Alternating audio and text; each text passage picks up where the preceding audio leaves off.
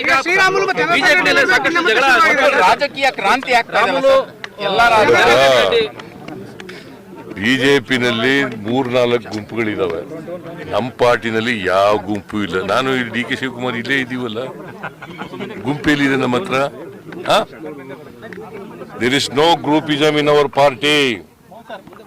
There is a vertical division in BJP.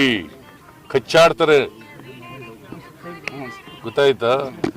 ಆ ಥರ ನಮ್ಮ ಪಾರ್ಟಿನಲ್ಲಿ ಇಲ್ಲ. ಕಾಂಗ್ರೆಸ್ ಒಗ್ಗಟ್ಟಾಗಿದೆ, ಕಾಂಗ್ರೆಸ್ ಸರ್ಕಾರ ಸುಭದ್ರವಾಗಿದೆ. ಅದರಿಂದ ನಾವು 5 ವರ್ಷ ಅಧಿಕಾರವನ್ನು ಮಾಡ್ತೇವೆ. 2028ರಲ್ಲಿ ಚುನಾವಣೆ ನಡೆದಾಗ ಮತ್ತೆ ಅಧಿಕಾರಕ್ಕೆ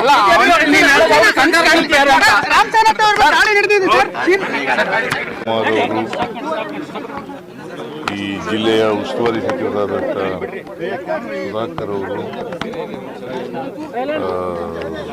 ಚಳ್ಳಕೆರೆ MLA, ಚಿತ್ರದುರ್ಗದ MLA, ಆಮೇಲೆ ಮಾಜಿ ಸಚಿವರಾದಂಥ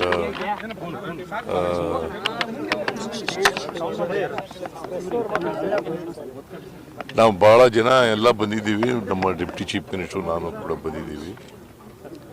ವಾಣಿವಿಲಾಸ ಸಾಗರ ಅಣೆಕಟ್ಟಿಗೆ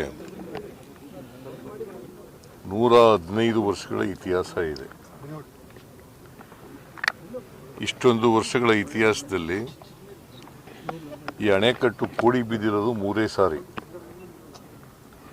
ಒಂದು 1933ನೇ ಇಸ್ವಿನಲ್ಲಿ, 2ನೇ ಬಾರಿ 2022ನೇ ಇಸ್ವಿನಲ್ಲಿ, 3ನೇ ಬಾರಿ ಈಗ ಸಂಕ್ರಾಂತಿ ಹಬ್ಬದ ದಿನ ಅಂದರೆ ಜನವರಿ 14ನೇ ತಾರೀಕು.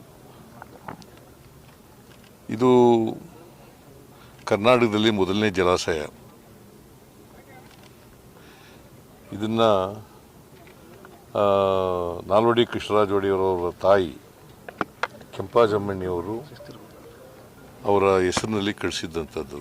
ಯಾಕಂತಂದರೆ ಅವರು ಕೆಂಪಾಜಮ್ಮಣ್ಣಿ ವಾಣಿವಿಲಾಸ ಸನ್ನಿಧಾನ ಅಂತ ಕರೆಯೋದು ಅವರಿಗೆ.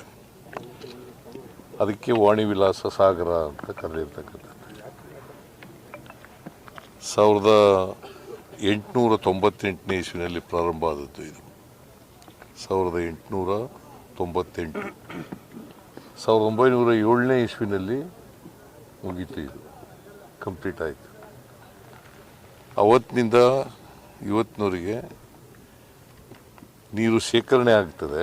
ಇದರ ಕೆಪಾಸಿಟಿ ಇರ್ತಕ್ಕಂಥದ್ದು, ಈ ಡ್ಯಾಮ್ನ ಕೆಪಾಸಿಟಿ ಇರ್ತಕ್ಕಂಥದ್ದು 30 TMC ನೀರು ಮತ್ತು 30,000